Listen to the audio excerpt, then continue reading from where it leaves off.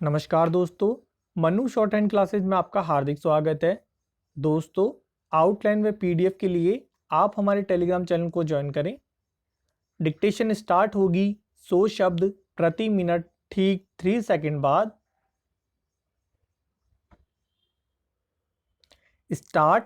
पिछले कुछ दिनों में सार्वजनिक स्थलों तक पर बढ़ती भीड़ ने सरकारों की नींद उड़ा दी है। चिंता इस बात की है कि महामारी फिर न फैल जाए। वैसे भी दूसरी लहर खत्म नहीं हुई है, बस फर्क इतना आया है कि प्रतिदिन संक्रमितों और मरने वालों की संख्या कम भर पड़ी है। कुछ दिनों से कम होते मामलों का यह मतलब कतई नहीं है कि अब महामारी खत्म हो गई है, बल्कि हकीकत तो यह है कि हालात अभी भी गंभीर हैं। देश भर में संक्रमण के कुल मामलों में 50% तो केरल और महाराष्ट्र से ही हैं। 74%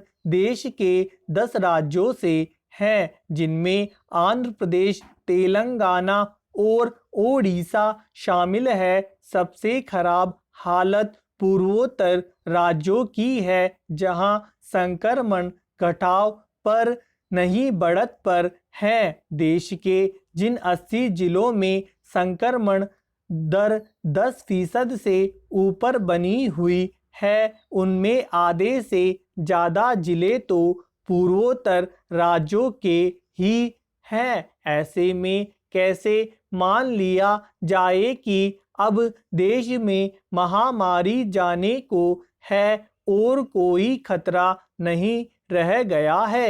हालांकि इस खतरे को भांपते हुए ही केंद्र सरकार ने राज्यों और केंद्र शासित प्रदेशों को फिर चेतावनी जारी कर दी है। इस चेतावनी में राज्य सरकारों से कहा है कि वे भीड़ जमा होने से रोके और हमेशा की तरह यह भी कहा है कि महामारी से बचाव के लिए बने उपाय भी लागू हो। इनमें मास्क लगाने और सुरक्षित दूरी का पालन करवाने की बात भी दोहराई गई है। साथ ही लोगों की जांच, संक्रमितों के संपर्क में आने वालों का पता लगाना, इलाज और टीकाकरण में किसी तरह की ढील नहीं देने को कहा गया है।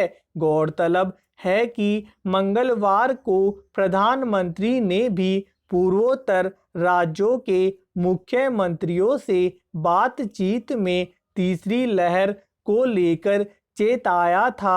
सच्चाई तो यह है कि जहां-जहां भी हर स्तर पर लापरवाही बरती जा रही है, संक्रमण के मामले उन्हीं जगहों से ज़्यादा आ रहे हैं। दूसरी लहर के मामले कम पड़ने के बाद ज़्यादातर सरकारों ने प्रतिबंधों में ढील दे दी थी।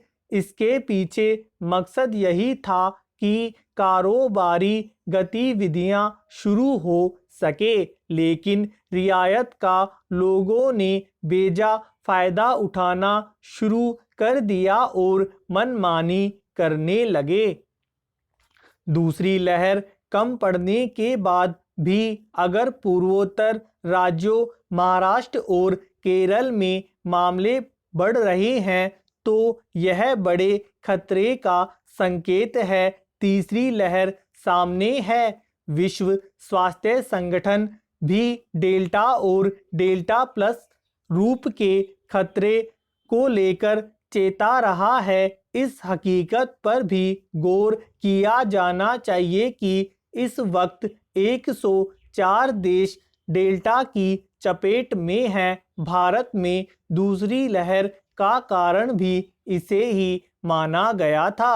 चिंता इसलिए और बढ़ जाती है कि कुछ दक्षिणी राज्यों में डेल्टा प्लस के मामले भी मिल चुके हैं। अगर ब्रिटेन, रूस, इंडोनेशिया जैसे देशों पर गौर करे तो इन देशों में प्रतिबंधों में ढील के बाद लोग एकदम बेपरवाह हो गए थे।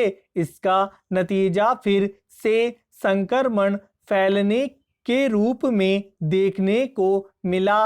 इसलिए सवाल है कि हम ऐसी नौबत ही क्यों आने दें। अभी खतरा इसलिए भी ज़्यादा है कि अपने देश में बड़ी आबादी को टीका नहीं लगा है। टीकाकरण की मंद रफ्तार के लिए तो सरकारों को जिम्मेदार ठहरा सकते हैं, पर भीड़ बढ़ने से महामारी फैली तो इसके लिए दोषी कौन होगा।